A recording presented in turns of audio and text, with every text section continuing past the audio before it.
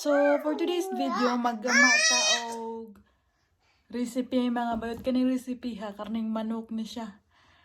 So, nasayo mi nakamata mag-aalas 2 na sa udto. Mao pa'y pagbangon sa akong anak. So, aron humanta. Tala, ato nang sugdan. Madto na tas kusina. So magsugod na ta, butangan na nako nig oil ni ako ang bowl diri nga gamay, then butangan na to og soy sauce. Dayon para malami-lami butangan na to ni siya og ketchup mga bayot, banana ketchup ni siya. Dayon butangan po nato na siya og asin kay para maasgad-asgad po na nga to ang recipe karong mga panahon na. Then butangan na to ni siya og black pepper.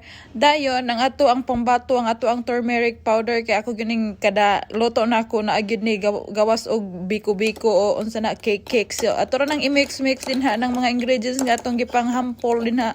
Dayon ato ni siyang hiwa-hiwaon ni ato ang whole nga manok diri.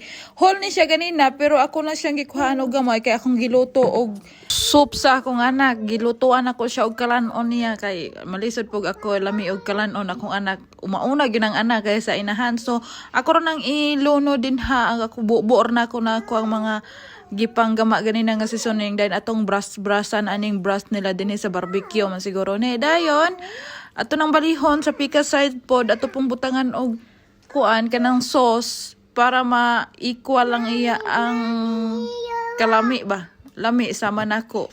Charot, try lisyo na ako ha. So, ato na ning ibutang sa ato ang fan mga bayot. So, i-ready lang nato ni diri ato ang fan.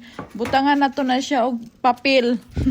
Bitaw ay papel akong tawag ani kay more man ang nahibawan. So, ibutang nato na atong karne din ha.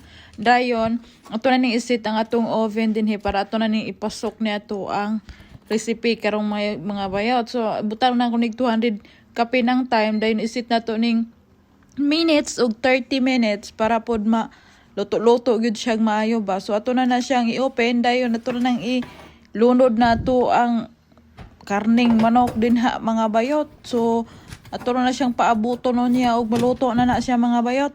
Sa kanhi akong nahibaw-an nga kalanon bitaw no magsugba ra gyud og bulad. Dayon magtimpla og ginamos, mao ra gyud butang suka. So luto-luto na ni siya mga bayot pero ako na siyang reverse para ang pikas pod mura siya og brown siya ba. O diara mga bayot, luto na gyud ato ang lamian nga recipe karong adlaw. So ready to eat na gyud ni siya mga bayot.